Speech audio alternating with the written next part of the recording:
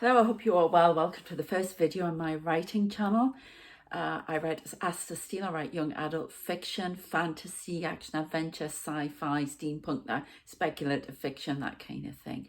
And a bit of romance as well. So I previously wrote as Arabella Kingsley, and I wrote a lot of romance. I've published nearly 200 books. I've been traditionally published, self-published. I've also written film scripts and had a book that was nearly used for a film, and I was a finalist, and I think it was 2021 in the Page Turner Awards for a book adaptation to a script. So a lot going on, but there's been a lot of ups and downs. And this channel is about those ups and downs in my writing, a bit of a vlog, but also to give you some writing tips as well. And today I wanted to talk about something that I've recently been trying to do, and I'm sort of rethinking. Do you need a PhD in creative writing to be a good writer? Well, the answer is no to that. Okay. Is it worth doing? Well, that's up to you really, and what you want to achieve with it. So I wanted to talk about that and some other things as well. So if you're new here, please hit the I can't get my words out today, subscribe button, and give the video a thumbs up so it can get the information out to other people. I've been writing since I was 17, probably be 14 actually, but with any serious intent since 17, and professionally since about 2009, 2010. 2008 possibly. Okay, there you go. I have a few other channels as well on here, and but I'll talk about them a bit later. So yeah, I've had some ups and downs. Yeah, I did pretty well as Arabella Kingsley back in 2014 as well. So your career does go through some ups and downs. So, is it worth going and getting training on getting an MA in creative writing, or is it going to help you? Well, I don't know. I've recently applied for a PhD in creative writing and literature. My other degrees have been in history, and I have to say I'm getting mixed response with it. It's very difficult to do because there are lots of people applying for PhDs in the UK with creative writing. Everybody thinks they're a writer now, and I think everybody's got a story in them, but it takes time to hone your craft, okay? It's not something that's going to happen like that. It just doesn't. I'm still learning. I'm learning all the time, and I've written loads of stuff. And you could be new, or you could have written loads of stuff, and you could be even prominent out there. I don't know. But you'll know, if you don't know already, it's up, down, and roundabout with your career.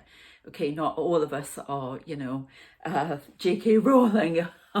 So, and it takes years to achieve. It's not something you can do overnight. You're very, very lucky and one of a kind if you get to make it overnight.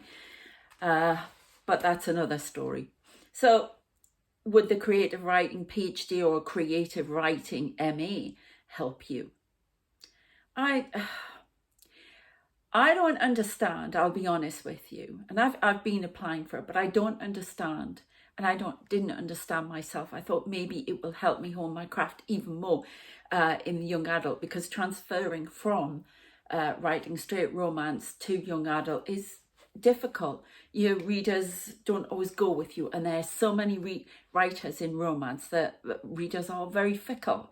I'm not going to lie, they are very fickle.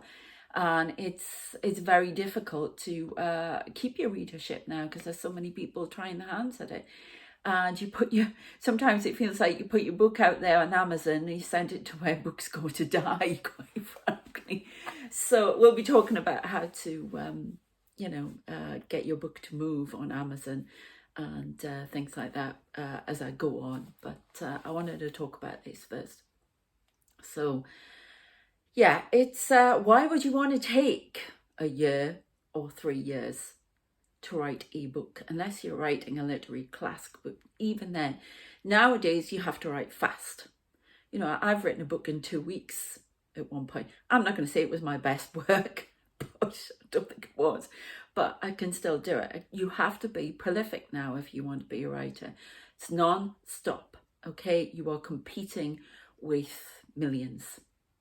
Could even be billions at this rate as it goes. Everybody, you know, it's the platforms make it easier to write, although they seem to be closing down a lot, some of them, and making it a little bit more difficult, especially Amazon, who they're not my good books, haven't been for a while. But they're still good in that they offer, you know, a beginner writer, you know, a chance to publish their book and get their career started, because we've got too many gatekeepers still with literary agents and big publishers. They keep going for the same old crap, and I'm going to say it, and they won't consider anything new. So it's a great way to start. But getting back to the creative writing MA, yeah, would you want to take that long? Maybe a year, an MA, you know, taking a year is, that's fine. That sounds good. Taking 3 years to write a book, especially when you've been an author and then having somebody tell you how to do it, it's like teaching an old dog to do new tricks. But I've been open to that because I wanted to write in 2 languages, and I wanted to do a cross-culture novel, and I wanted to make it different. And there are people who have done that, you know, authors who've done that really well, who are out there and didn't need a PhD. But I felt like I wanted some help. But trying to get anybody to take you on for doing that, a little bit difficult. I'm having I've got too many people on. I can't take one on. A lady at one university said it was very promising work, but it wasn't her thing. People, I find, they're willing to experiment in these things, but they're not willing to experiment enough. I like to experiment in my writing. I do lots of different jobs. But again, I'll talk about that later. I have businesses and stuff, but I really like to experiment in my writing, and I'm sure you will as well, because chances are you're wanting to write a book because you can't find one that actually is what you want to read, yeah, or you want to write a script. But again, you know, too many gatekeepers, too many publishers holding on to, you know, what works because of money reasons.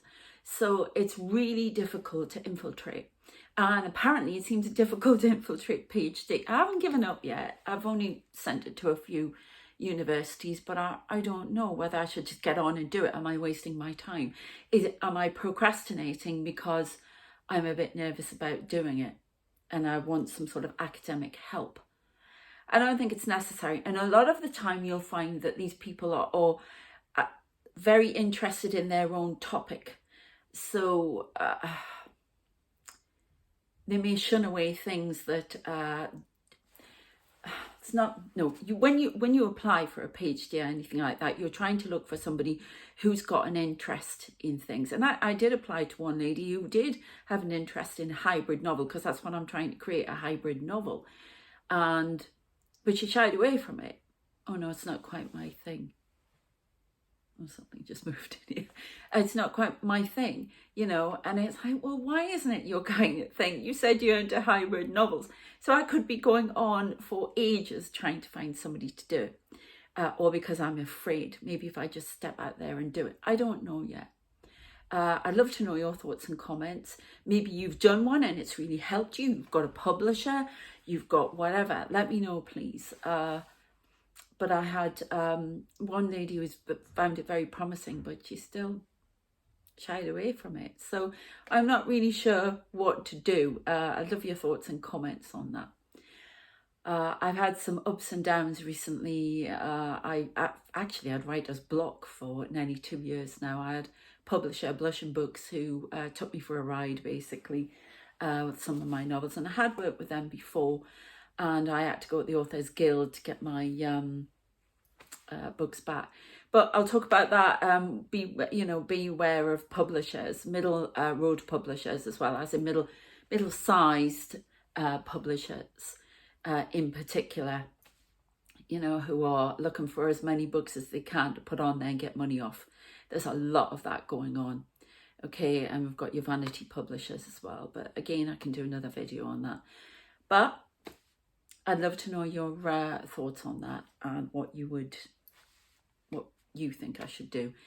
It's very difficult, but I'm not going to give up yet. I don't think. I wanted to put Asian, and because I want to do Asian storytelling techniques with Western and transform them.